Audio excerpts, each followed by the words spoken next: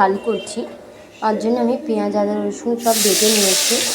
ভালো করে আমি ভেজে নিচ্ছি তেলের সাথে। মশলাটাকে আমি ভালো করে ভেজে নেব একটু। ওই তেলেরই মধ্যে আমি গোটা গরম মশলা ফোড়ন দিলাম, দিয়ে আমি ভালো করে একটু নাড়িয়ে নেব। ওর মধ্যে আমি তেজপাতা ফোড়ন দেবো আর একটু গোটা সাদা জিরে ফোড়ন দেবো। দেখো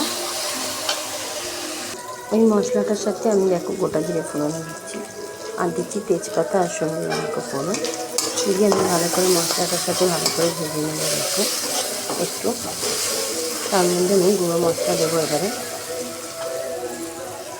মশলাটার মধ্যে দেখো আমি 2-4টে বড়ি দিয়ে দিয়েছি আর এর মধ্যে আমি পাতলা পাতলা করে দেখো আমি আলু কেটে রেখেছি, সেই আলুটাও দিয়ে দিচ্ছি। আলুটাকে দিয়েও আরেকটু ভালো করে ভেজে নেব। নিয়ে আমি এর মধ্যে নুন লঙ্কা হলুদ এবার দেবো। আর মাছটা ভেজে রেখেছি সেটাও দেখাই। দেখো মাছটা আমি ভেজে রেখেছি এখানে, ওর মধ্যে আমি নুন দিয়ে দিলাম। দেখো একটু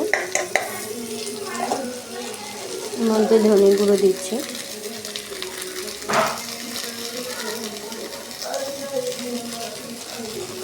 দেবো হলুদের গুঁড়ো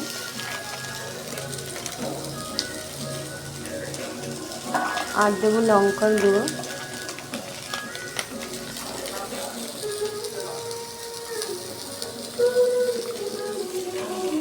ভালো করে একটু জল দিয়ে আমি কষিয়ে নেবো আর একটু আলুটা।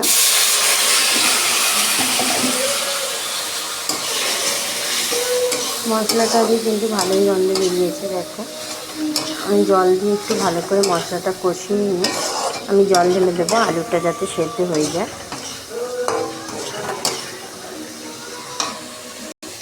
মশলা ভাজা হয়ে গেছে, আমি একটু জল দিয়ে দিচ্ছি। দেখো আলুটা সেদ্ধ হওয়ার মতন। আলুটা সেদ্ধ হয়ে গেলে আমি মাছটা দিয়ে লাগিয়ে দেবো।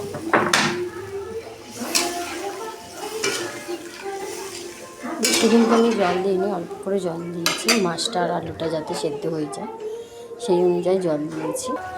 দেখো তরকারিটা কিন্তু হয়ে এসছে, আলুটাও সেদ্ধ হয়ে গেছে। দেখো বড়িটাও বেশ গোটা গোটা আছে। দেখো বড়িটা যেমন দিয়েছিলাম আমি তেমনই আছে, গোটা গোটা বড়িগুলো সব। আলুও সেদ্ধ হয়ে গেছে। আমি মাছগুলো দিয়ে দেবো একে একে। মাছ আমি দিয়ে দিয়েছি, মাছটা দিয়ে আর একটু ভালো করে ফুটিয়ে নেব, নিয়ে আমি লাবিয়ে দেব।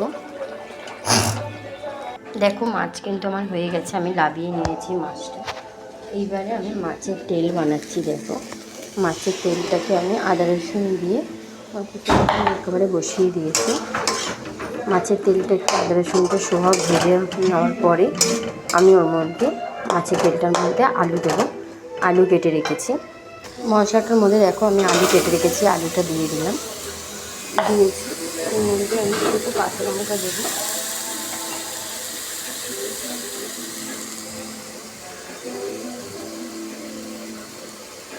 আমি দুটো কাঁচা লঙ্কা দিচ্ছি। দেখো আর দেবো নুন, নুন পরিমাণ মতন দিয়েছি। ওর মধ্যে আমি হলুদ গুঁড়ো দিয়ে দিচ্ছি, একটু লঙ্কার গুঁড়ো দেবো, আর কিছু দেবো না ওতে। ওর মধ্যে আমি আদা রসুন আর পেঁয়াজ একসাথে বেটে দিয়েছি, একটু লঙ্কার গুঁড়ো দিয়েছি, দিয়ে ভালো করে আমি এটা নেড়ে নেবো। নিয়ে একটু ঢাকা দেবো যাতে আলুটা সেদ্ধ হয়ে যায়। দেখো